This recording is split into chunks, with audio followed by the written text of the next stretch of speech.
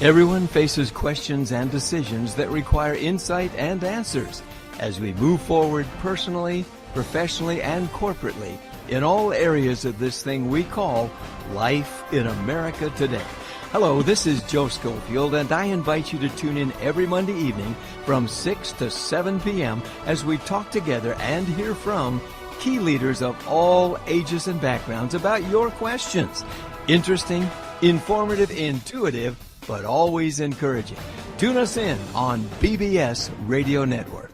Join Pastor Joe and co-hosts Ron Greer, Dr. Paul Hall, Stephanie Thayer, and Dr. Craig Thayer in Raising Expectations.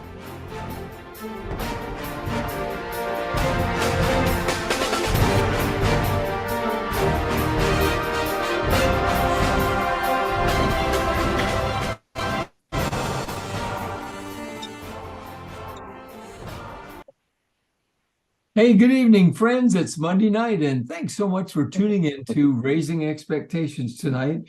We count it a privilege and a joy to have you with us each week, and we thank you for the notes and the text that you send and the words that you share from your heart. Really, really appreciate it very much, and we want you to know that. As you know, we're people of faith, and we believe in expectations being raised because the Bible teaches us that the Lord is always there with us. He walks the road with us in life, and we can look to him when we don't understand and grow and know he has control. And that makes a big difference in our life each and every day. Christmas season, fantastic time of the year. So tonight we're going to kind of look into the Christmas season a little bit. We've got a very special guest. He's one of the neatest guys you'll meet from Texas, and our good friend. And I'm just going to introduce very quickly our staff for you, our team of co-hosts here. Just the greatest people, and we do it each week because they're the greatest people. I want to make sure you know that I'm Pastor Joe. You all know me. So we have coming to us from Lompoc, California, you know Dr. Paul Hall. He's a pastor. He's a Bible teacher. He's a theologian. He's been my friend for over 50 years. That's impossible. We're both 39, but it works. Today's his birthday. So we're going to say happy birthday, Paul. Thank you. Happy birthday, Paul. Thank you. Yeah. Isn't that great? Let's all sing happy birthday to Paul, okay? Here we go. Oh, no. Let's pass on that. I'm 74 today, and as I've shared, I count my birthdays in Celsius now, so I'm 23.33333. So I feel good about that. You know, maybe I'll get it right this time. See, friends, that's why he's here on this show, because he's been lifting my spirits all my lilife. He knows how to look at life. See what I mean? That's the way to do it. Go, P2. Well, happy birthday, man. We love you. We're so glad you're here. 23.333. I got to remember that. That's good. Yeah. All right. Okay. Well, moving right along from the West Coast all the way to the southeast coast there in Georgia. We're so excited to have with us, as always, Steph Thayer and Dr. Craig Tank Thayer, two of our favorite people in the whole wide world, and they're there in Dalton, Georgia. Steph, as you know, and by the way, they're on our website. We're going to be talking to you about that. Steph is a health and wellness coach. No, she's the best health and wellness coach there is anywhere. You can check her out, what she does to help you. She knows everything there is, what to eat, how to exercise, how to take care of yourself. And her website is right there at bbsradio.com/raising expectations. Here it is right here, Wellness with Steph. And if you forget this, you'll find it forever right there. Write it down and make sure you've got this. She can do wonders. And there she is with her team. Is that a great team or what? She carries a staff of 3 guys that know they're all big guys. You know, in fact, if we go anywhere, can we take the whole team, Steph, to bring the team with us? That'd be great. Sure. It's like built-in security. And no built-in security, Frank. Hear that? We're going to have a good one tonight. So anyway, with her also to her left and right there is her husband, Dr. Thayer, Dr. Craig, we call Tank Thayer, who's he's surgeon. He's a author. He's a dad. He's a water polo coach. He's done so many things. Most of all, he's a great man of God. His book is just out called Saved. And it's just doing so well, finding God in the ordinary things of life. That's where it's exciting to find him working. That builds your faith when you see him working every day in those parts of your life that you wouldn't see otherwise. So you'll want to get a copy of that book. That's on his website there. You'll know it. And also it's on our website. Same thing. You can check with us anytime and get your copy. There's my book, Legitimate Faith, also. Legitimate faith produces authentic hope, not just hope. Hope can discourage you. Authentic hope assures you, makes a big difference in your life. So they're right there at bbsradio.com/raising expectations, and you'll find all that information and their pictures and their sites and everything. You hear more about that a little later on. But in the state of Texas, we also have our favorite pastor there, Ron Greer, who called late tonight. He got tied up in something he's endeavoring to accomplish today. He may be speaking or building something somewhere. He really got stuck, and he's going to miss us tonight. If he comes flying in, I wouldn't be surprised. It could be. Ron's just the greatest guy you'll meet, but he probably won't be here tonight. So, but we're going to go to Texas anyway, because there in Texas, as Ron knows, we're going to find our special guest for tonight, Frank Roberson, who, as you know, you've been following the write-up. Some of you asked me some questions. I'm going to let him answer them tonight. But we're excited to have him with us. He is a protection specialist, an executive protection agent, a counterintelligence threat specialist, and a private investigator. And he knows a lot of things. We wanted to pose a couple of questions to him tonight. Some of you may remember you've texted me on those. With all this happening in the Middle East and the world and everything from Europe all the way across, especially you look at New York, Chicago, I'd like you to sit in. like this. Yeah, just about everywhere you could find these things. We're anticipating now. Should we be thinking about it? We're looking at Christmas shopping, Americans. Should we be thinking and planning ahead with our families? So we're going to be sharing that. He'll be sharing some great insight with you. So get your pads out and be ready to write them down, Mom and Dad, and thinking about your families. So as we look at this right now, we're going to TJ, if you've got his picture, let's bring up his picture. We want you to see that this is Frank. You remember Frank Roberson right here, our guest tonight. And we've got a couple more to show you. This is as a specialist in what he does. He's there he is, kind of hiding out there. You can't see him, but he had the picture there. And there's another one that's a really good one. There he is. Now we're really seeing him on the scene. This is what he's asking you, who the heck are you? Who let you in here? You're so close. And then if you go a little further, this is for Stephanie. This is that looks good. Health food. Yes, Stephanie. Breakfast health food. I could let him explain that in a little while, but definitely looks like health food to me, Tank. I'm not going to score on this one, but it sure looks good. Amen.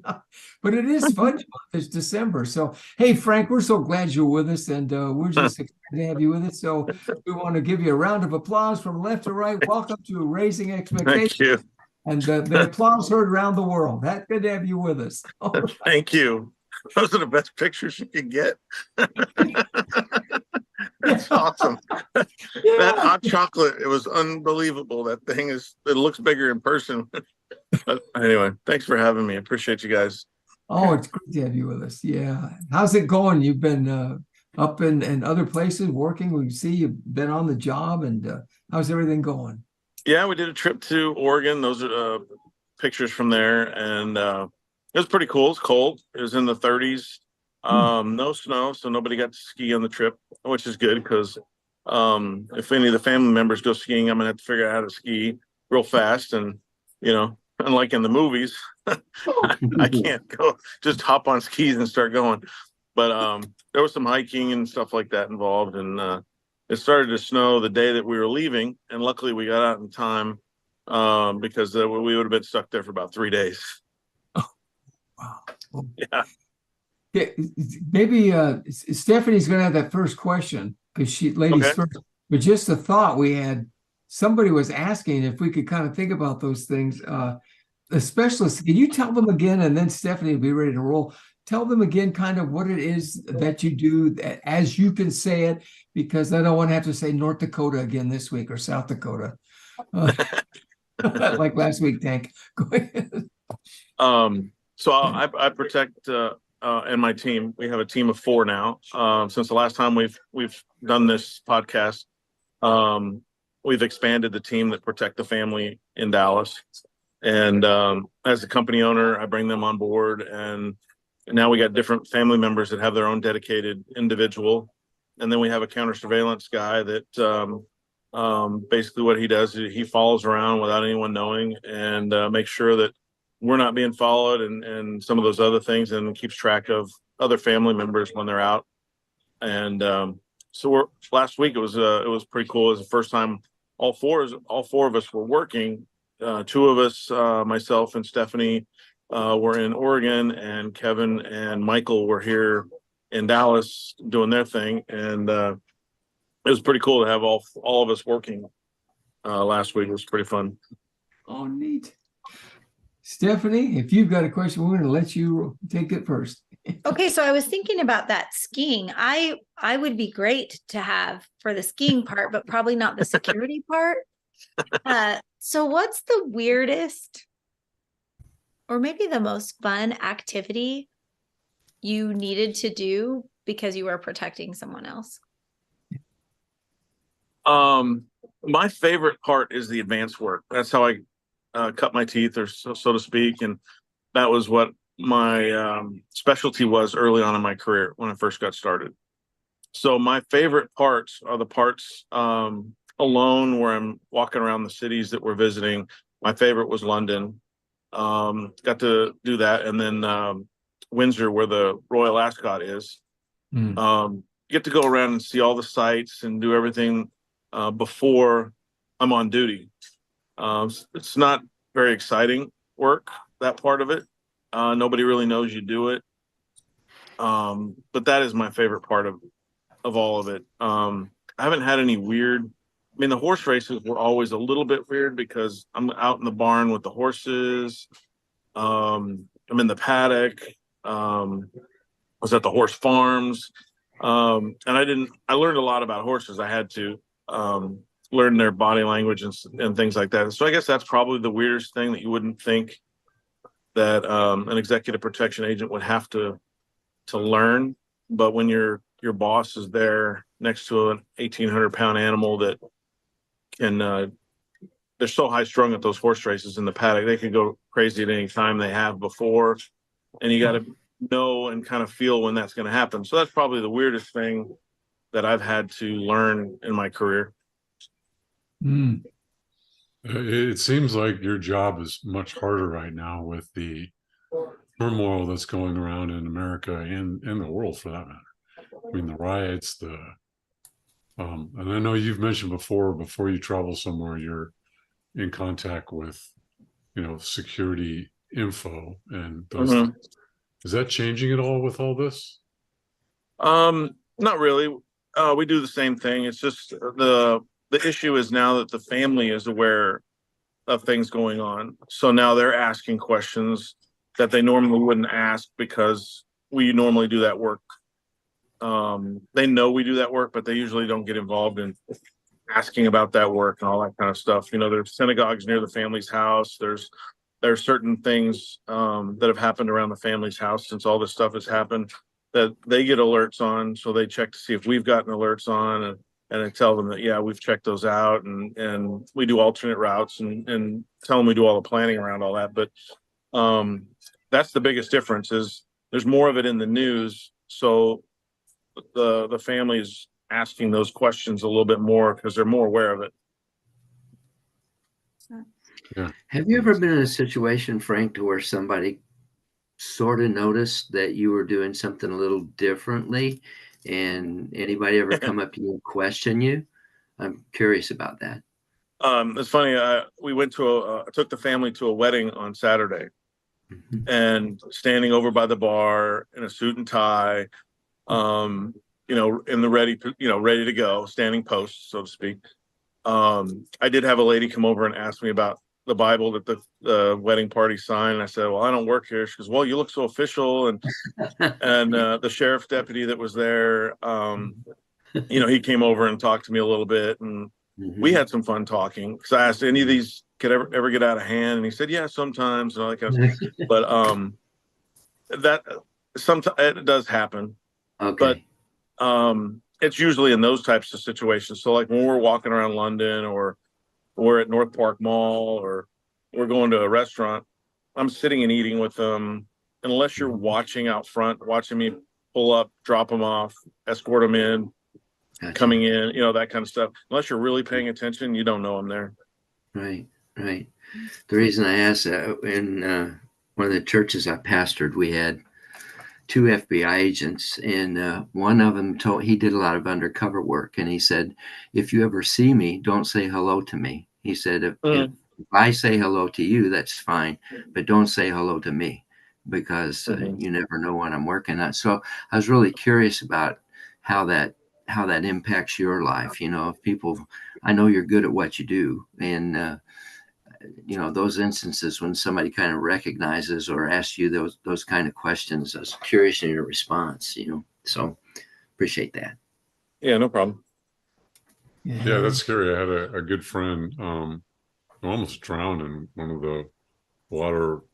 She was a sheriff and he was working undercover, but it's like I see him at Starbucks with his long curly hair, clearly in the drug world, you know, and I'm like, so can I say hi to Dave? I don't think so. I mean, too clean cut to be hanging with him. Yeah. Avoid. Yeah. Luckily, I've not run into anybody that I've known on a detail.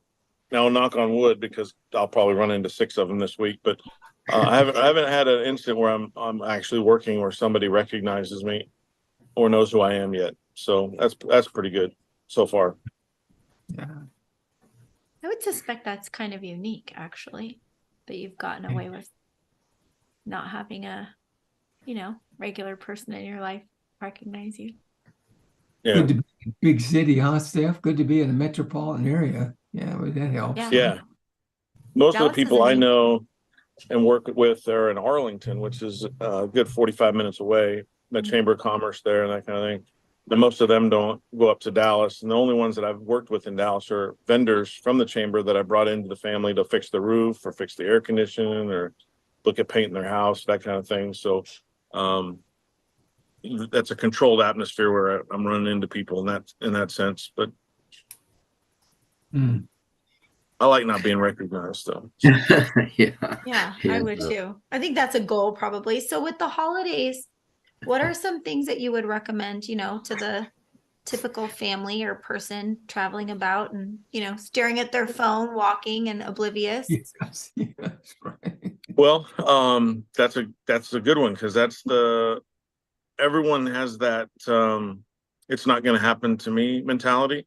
But in the holiday season, when there's things going on overseas, people still think that, but the percentage of it not happening to them is changing every day, that something like that is going on. I remember when second trip to London, when I had the 2 daughters of the wine family and the grandkids, I spoke with the State Department and also security director at the hotel that we stayed at. And they said one of the biggest things going on in that particular area of London were people on scooters grabbing cell phones of Americans that came in because their face was in their cell phone, they weren't paying attention, or they're wearing their side where the street was easy to get, and on a scooter you're going to knock somebody down. But yeah, the phone is the biggest thing. I mean, I caught myself doing that before, walking in the mall or something, looking at my phone. My wife was shaking her head going, yeah, that's you all the time, she says. But situational awareness is probably the biggest thing, because this is where the bad people are going to come out. There's more people, easier to grab your purse and then disappear in a group of people, much less likely to get caught or be found by the time they've dumped it and cleaned it out. So there are some rules that I learned during my training to make sure people weren't following me when I was doing my work. And if you see somebody 3 times in a row in a mall, for instance, we'll use that as an example, come park near a mall here. If you see somebody twice, you may think, wait a minute, I've seen this guy twice now, or this lady twice now. And then we're trained to go to a store that is completely out of character for me to go to. So like Victoria's Secrets. I wouldn't normally go in there. I'm getting dirty looks now. But I'd go into a store that I normally would not go into, and if I see that person a third time, then the red flag is up. Then I have to start figuring out where I can take them to a choke point so I can find out who that person is, where it's a dead end. They might not know the facility that I know the way I know it, so I can take them to a point where it's going to dead end and see if they follow me down that area there.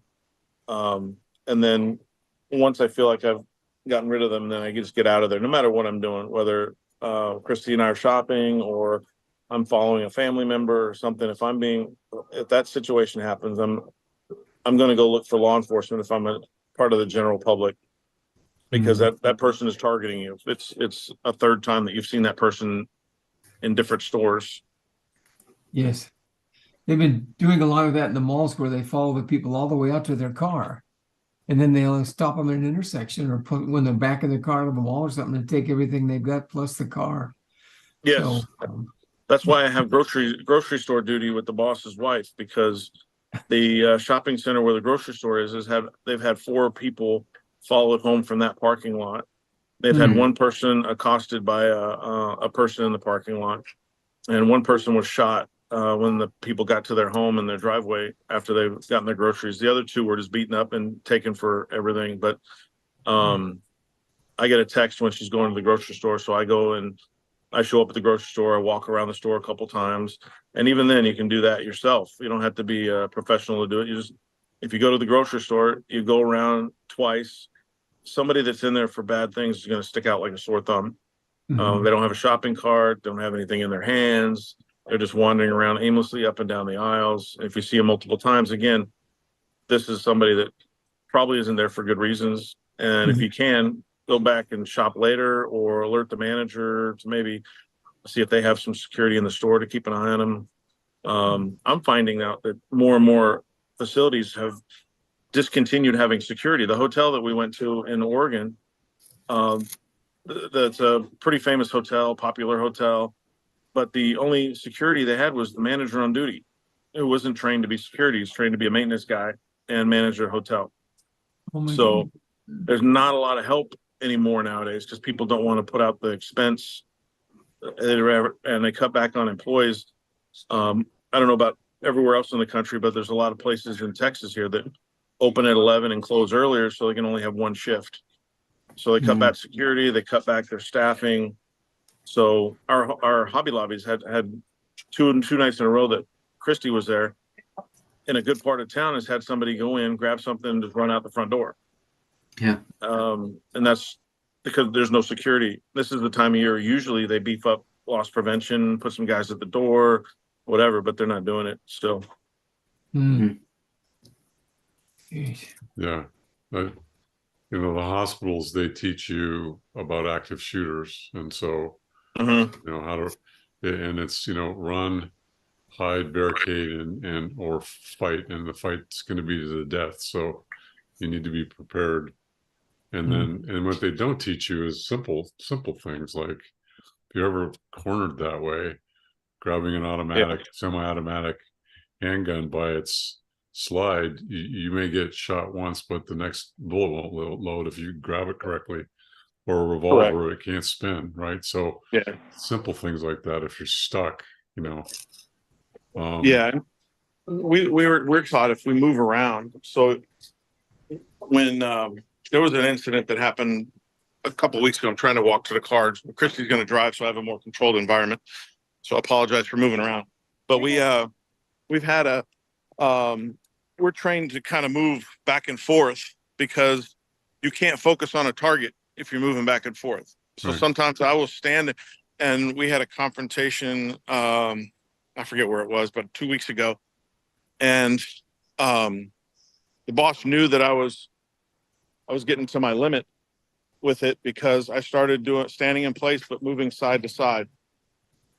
And we're trained that you can't focus on a moving target. So whether you're shooting or going to punch somebody, the moving target thing is hard to do. So it's important to keep moving around. Don't let them get you in a spot where you can't move.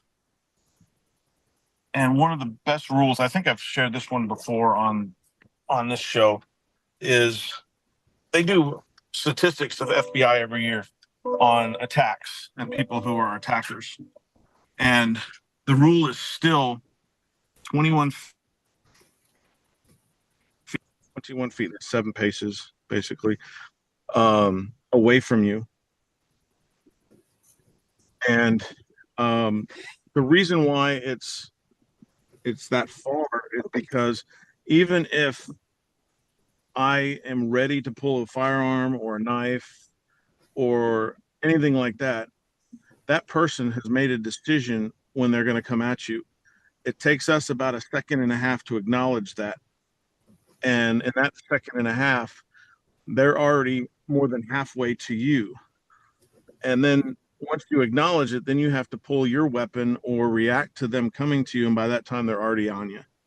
So 21 feet has been the FBI standard on distance that you don't want to let anyone in that area and keep moving away and keeping that distance away from you. Yeah, I've heard that. There's an interesting book called On Combat, written by someone who's an expert in the field of, lethal moral combat with guns or whatever. But he's interviewed a lot of people. He's been self-experienced, but the physiology, if your adrenaline not working out, so your heart rate's driven up by adrenaline, when you get into a red zone, which is about 185 heartbeats per minute or above, you get tunnel vision. So moving right or left, they can't see you anymore. Yes, I mean, literally, absolutely. you're not there. You vanish because your vision is just a small little dot. And so, yeah, it's an interesting book. I mean, it's a sad book. It's hard to read, yeah. but Well, we do the same thing in the hand-to-hand combat. When I put my hands in front of me, like I'm saying, whoa, whoa, whoa, back off. I don't mean any harm. But I keep those hands there because if they're planning on doing something, that tunnel vision kicks in. And my first reaction is the hand to the throat. And then I go from there. But they can't see it coming if the hands are in position already. And now it's out of their vision because their tunnel vision, they're focused on you and what they're about to do to you. So it's a major advantage for you or a person that might be getting attacked if you have those hands in a position below where they can't see, and then you're able to go up into the throat area and then run. It gives you a good 30 seconds probably by the time they catch their breath to actually respond to any of that. Wow. Well, in looking at all this, could you address and maybe throw it around a little bit? Some of the people have asked, is there value, Stephanie, as a mom too, is there value to perhaps having a family meeting? What happens? Are there small guidelines you can help them with in a mall? What could be simple things they look for in a mall? Was there value in sitting down as a mom and a dad with your kids if they're teenagers? And, you don't want to say something just to scare them at a certain age, but just to make them aware. Is there something you might share that moms and dads could share with their kids? I don't know, Steph, what do you think, mom? There you.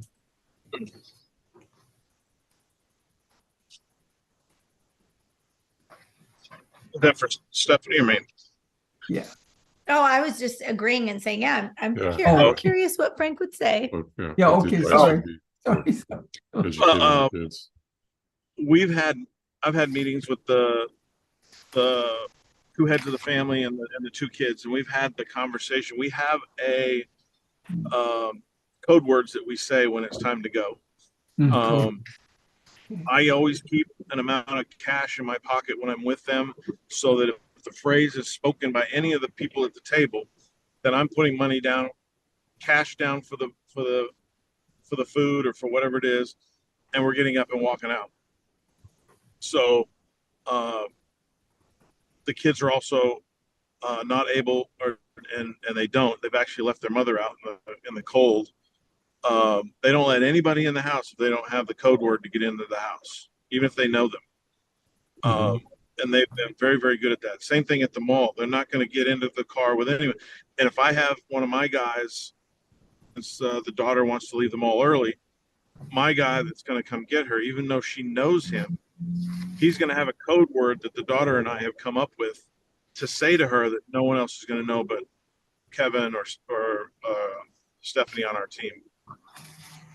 So we do discuss those things. If anyone is making them feel uncomfortable, they think they're being followed, they know to come over and talk to me and get close to me. And then if it gets to where they're afraid of whatever they're seeing, then they say their phrase. And no matter what we're doing, we all drop everything and head to the car. Good. That's good. I've seen a number of reels like on Instagram. When you go to search there, you'll see videos and you click on those, and sometimes they'll end up migrating to some, I think he's an ex-Marine that talks about EMPs. And have you been getting any questions about electromagnetic pulses and what we should do to even be prepared? I mean, it seems like scare tactics. It's funny because the family purchased EMP devices for all the cars. It's so recent that we haven't actually installed the one on my truck yet.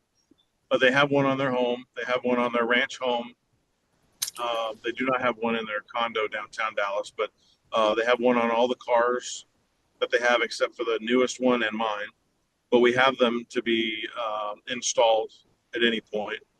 I carry satellite phone. I carry the Motorola just came out with a little thing. It's about this big that is a satellite emergency SOS thing where I can text, and I got get $49 a year unlimited plan to be able to text. Can't call anyone. It really doesn't give you a signal. You're able to text people.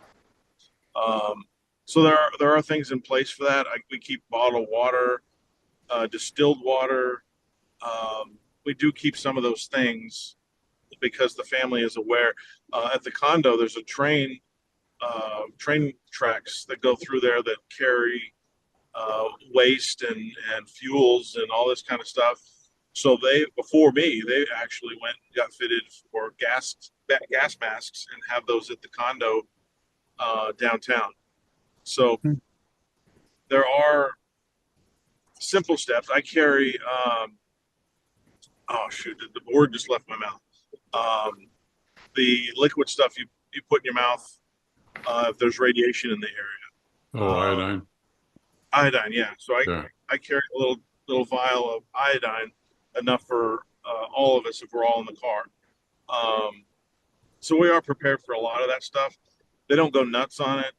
We're not building bunkers or anything like that, but we're storing a bunch of extra food and doing that kind of stuff. But all the properties that they have are ready to go at any moment. So if something happens in Dallas, we can go to the ranch. If something happens out in East Texas, we're out there, we can come back here.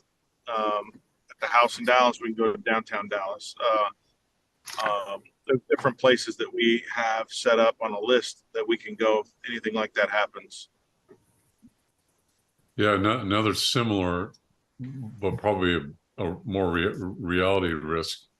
I mean, I used to be walking through a mall or something, a piece of garbage on the ground, and I'd pick it up and throw it in the nearest trash can. But now with fentanyl and then just inhaling it by some of the law enforcement I haven't personally done this, but I think we need to, is just carrying around Narcan with us.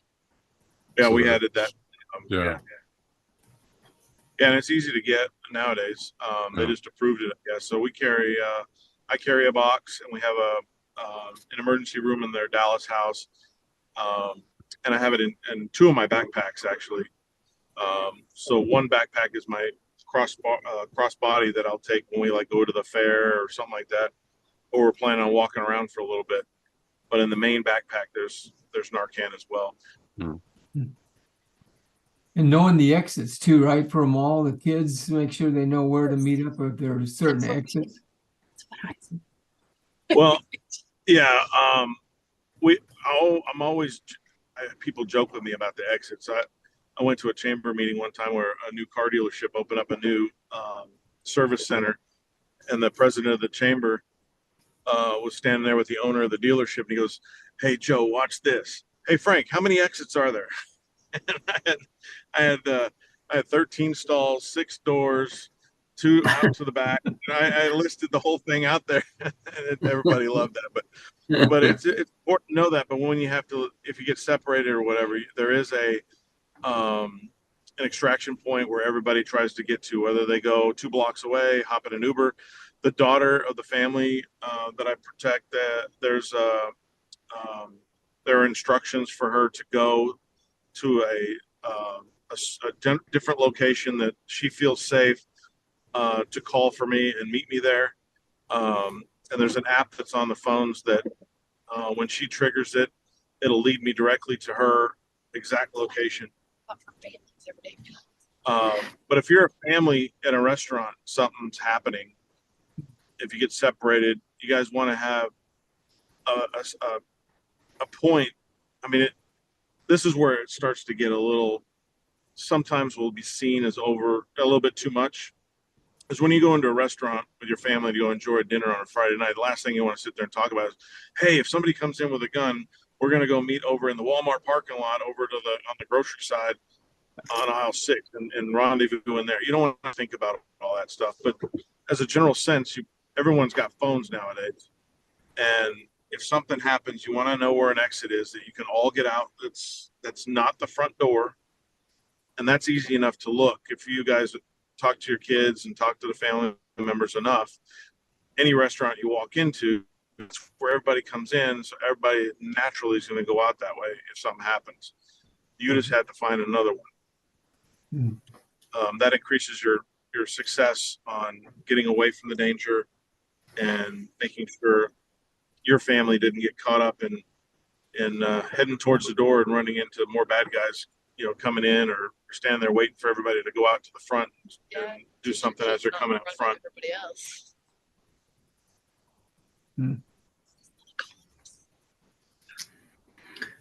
Can I switch gears with you, Frank, just a little bit? This is all serious stuff. I remember, if I have it correct in my head, you draw cartoons, right? You have an online cartoon kind of thing. I'd like to hear, just kind of on the lighter side, but what's the name of your cartoons and how do you see them and where do you get your inspiration for your cartoons? Okay, that is a very serious question. Yeah, I know. So I've drawn since I was a kid, and I went to art school. My great grandmother talked me into going to art school instead of TCU. Go Horned Frogs. And so when I switched from doing still life and portraits and stuff like that in college, because in art school they taught you how to make money doing it. So that's why I shifted to cartoons. So the cartoons can be seen at furbabycartoons.com. Wifey just put her arm up and took credit for the name because that is her name. Wifey? She's CFFO, the Chief Fufu Officer. As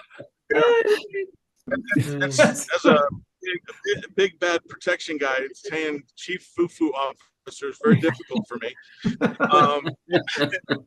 It can't be, what happens on the podcast stays here, right? Yes, right. The Bloodhound is the original store, and the Fur Baby Cartoons goes to there as well. And the inspiration to that was a comic strip I started that started getting traction. I've tried a couple other comic strips, Pet and Place. I've tried one with where I did a comic strip in a pet magazine 12 times a year. I tried to do one that was more like a single guy trying to make it in the world. It had a dog and called Ben there. But as soon as I put a dog in the comic strip that people related to, I put a bloodhound in there. The comic strip kind of went in a different direction. I just got a bloodhound at that point and started drawing her, and she was an amazing inspiration, and she stayed more lifelike. She didn't do crazy things, and she didn't stand up on her paws and do stuff. Not until Molly came along that was so animated. People that saw the comic strip, it went into the papers in March of 2010. The largest paper it was in was Sacramento Bee, which is I think the 6th largest newspaper. And people started messaging me and calling me, "Hey, can I get a picture of your bloodhound on a T-shirt or whatever?" So I didn't know what else to do. I mean, the comic strip, there's money in comic strips unless you got hundreds of papers. And I'm starting out, I got 20, 25. I'm trying to do more. You don't get paid. You got to still work while you're trying to do that. So I started the store by creating the original Got Bloodhound shirt, which we sell in the shop. And what I did was I did a charity thing where I reached out to different bloodhound rescues and bloodhound groups to raise money for them to feed new dogs, to board them, to foster them. So I did the design. I put it up on a thing called Custom Ink and created a campaign where the shirts were $25. If we hit a certain amount, then we're in the black. And the charity and I, or the Bloodhound group and I, split the profits. And that's how it got started. And then people wanted more custom stuff and different things and mugs and all this other stuff. So I eventually created the shop. And after a long day of, there you go. Put it up there. After a long day of protecting somebody under a direct threat. This is when the shop went up. I was working for the guy that had a direct threat. After the stress of doing the motorcade stuff and handling the attack dogs and all that stuff, on the weekends I'd come home and I would sit and draw cartoons. And that was my release, I guess. And it was making money. So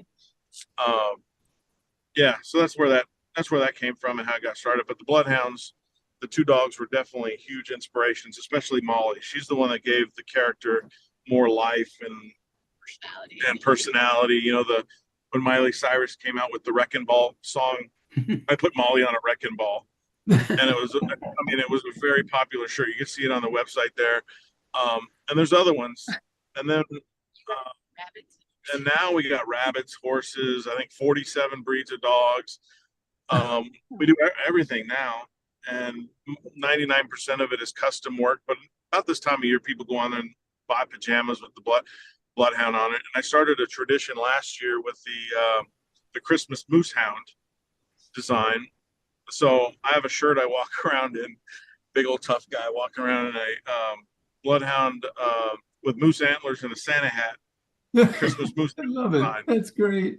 They're really good. We got pajamas with the Christmas moose hound on it. We got coasters. We got trees, all kinds of stuff with all that stuff on it. So that's kind of the long answer to that question.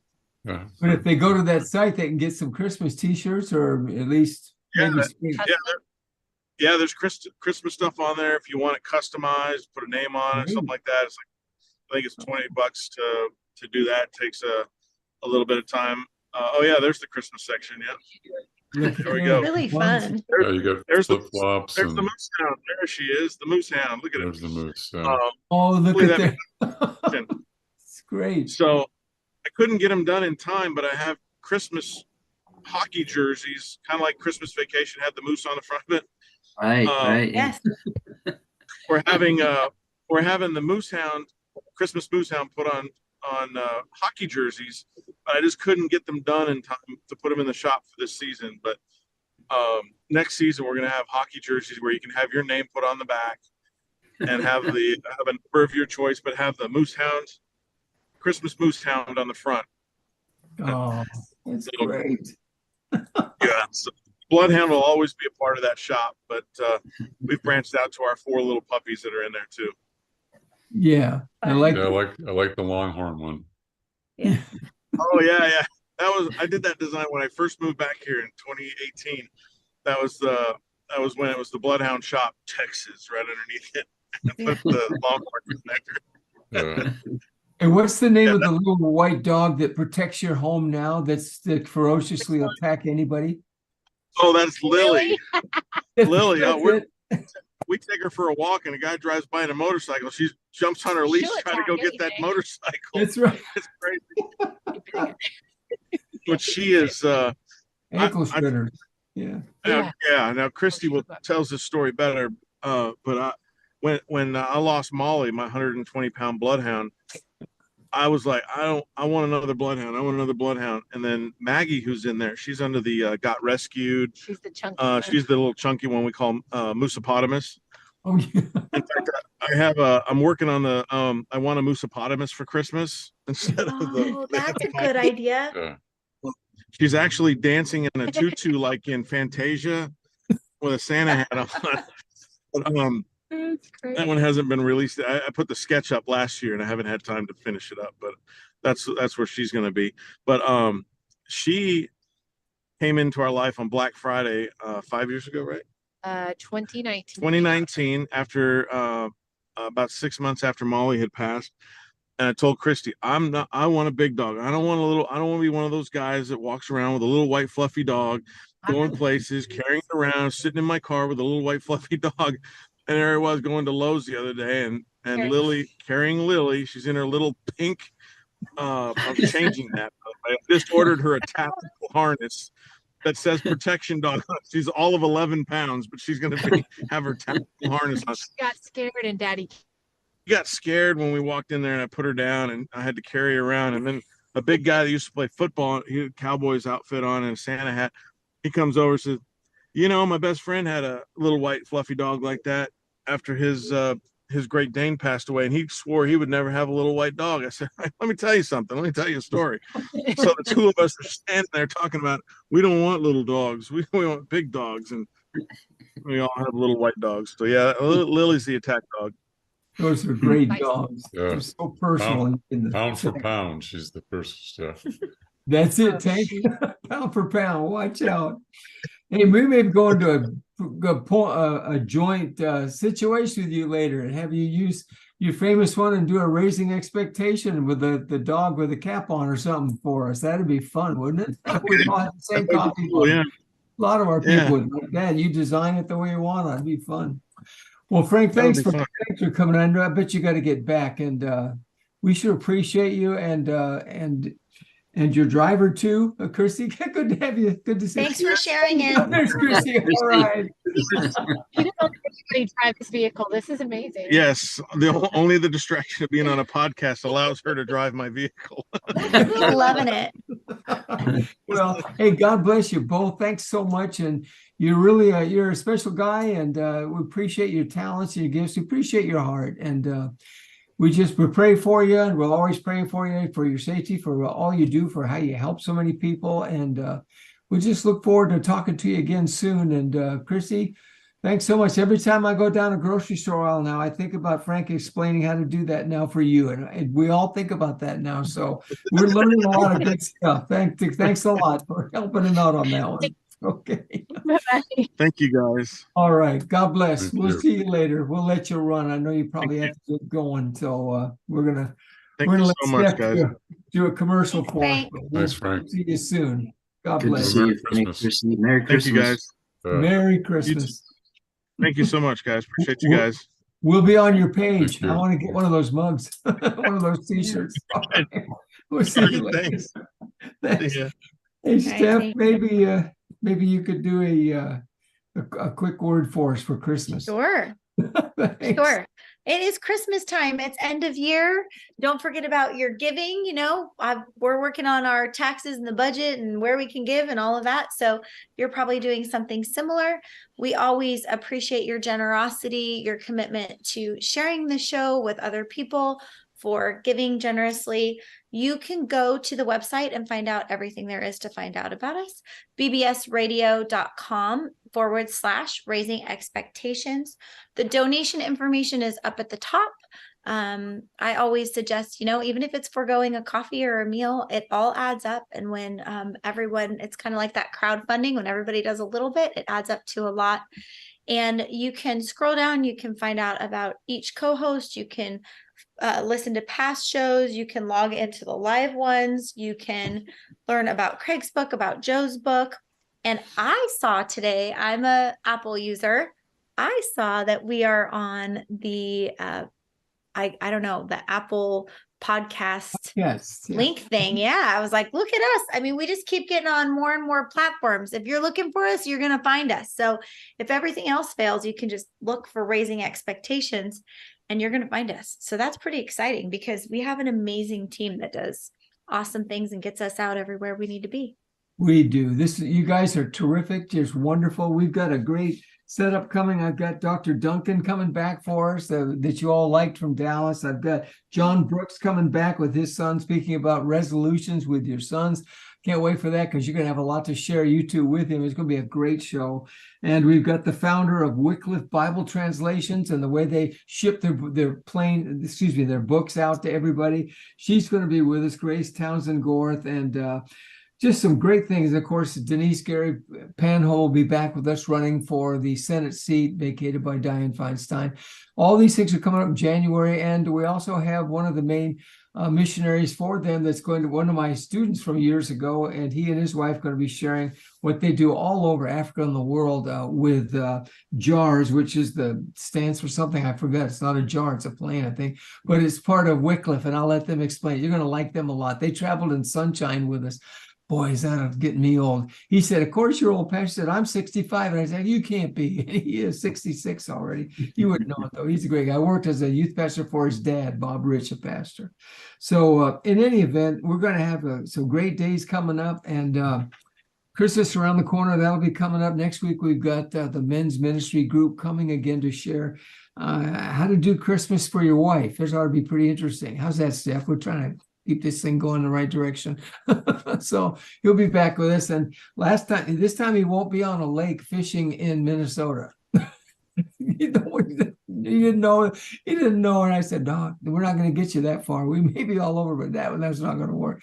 But he's excited. He's such a great guy. And he'll be back with us this next week. And we'll also have our friends, the Cintrons, be back with us pretty soon. And got some others. They're all coming. I'll be putting one of my fancy schmancy. Stephanie must look at them and chuckle, but I'm going to put up another thing to let you know who's coming pretty soon and what's coming down the pike. Don't forget to check into Steph's line each week because she puts some really, really wonderful things. And Stephanie, those are great blessings to a lot of people.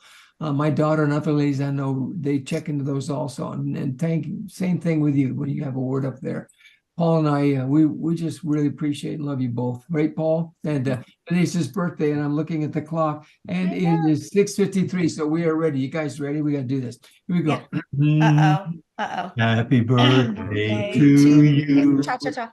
Happy birthday to you. Cha-cha-cha. Happy birthday, dear Paul. Ta-da! So Happy birthday to you. It doesn't get better than that. No, I mean, that was spectacular. Spectacular. I say we take it on the road. We take it on the road.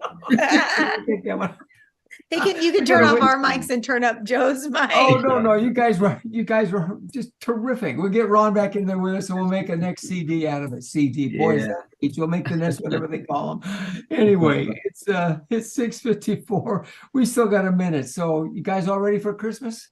No. Starting, yeah. Not at all this year. I'm way behind. Oh, that's okay. You make it, Stephanie. You're so organized. You'll get it going, huh, Tank? That'll be great. You'll get it going. And the boys, congratulations on his graduation. You look so good in that picture, all of you together. That's a wall framer. That came out really good. Really appreciate it. I think I checked it, but it was just awesome. And Paul, we know right now, 6:55, we got to go, but we get to have fudge this month at least once. I'm going to text I'm Tank. excited. I'm excited. Yeah. All right. Thanks, ladies and gentlemen. God bless you and keep you. Ron, I hope you're good, brother. We missed you. And we'll be back next week, ready to go. All right. God bless and keep you. Thanks. Thanks for sharing your birthday with us, Paul. Yeah, Oh, thank you for the song. It was great. Right. We try. Thanks, TJ. God bless you, buddy. He's our engineer. He's the best anywhere in the world, guys. He's awesome. We'll see if we can get his picture up for you before Christmas. Maybe you'll do that for a Christmas present. Just smile for us one time. Yeah, that'd be good. Maybe. He says maybe.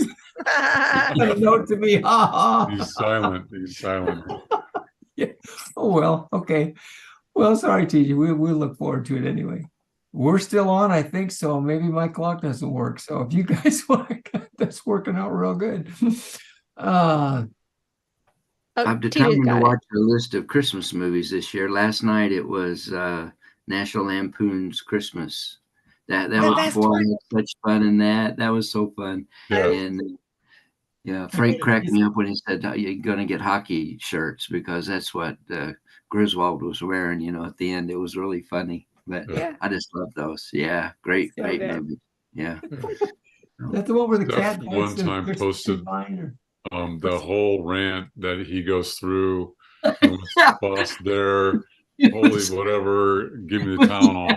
She put was that in a amazing. post and people thought she was really upset. This is from Griswold's Christmas. This is Christmas vacation. Yeah. Christmas vacation. Yeah. Yeah. Oh my. Yeah, it was fun. So I'm I still and another old-fashioned. one. I hope not to get a BB gun because I'll shoot my eye out. I've got It's the Possible. classic. Christmas I'll wear story. that shirt next week. Yeah. Okay, cool. Good, good. Please do. We'll have an Please ugly do. sweater show I will. coming up. Okay, Don't forget It's a Wonderful Life. That's just a good that's right. Yeah. Yeah, Jimmy Stewart. Okay, it's good Joe, to you see can close us out. TJ's ready for us. Oh, we're done. TJ, you all set? Yeah, we're good. Thanks, TJ. God bless you. Friends, thanks for joining us on this week's program of Raising Expectations. We profoundly hope you found it engaging and at times humorous, but most of all, uplifting, so that we may, with you, one topic at a time each week, become more encouraged to move forward to an exciting future in, as we always say, this thing called life in America today. So let not your hearts be troubled, your family, finances, faith, freedom. It can be a great future as we talk, listen, respect, and pull together. Please let me hear from you. You can reach me at 972-922-8556. That's 972-922-8556, or Joe Schofield on Facebook or LinkedIn. It'd be a pleasure to know you, and we hope you'll listen in again next week on the BBS Radio Network.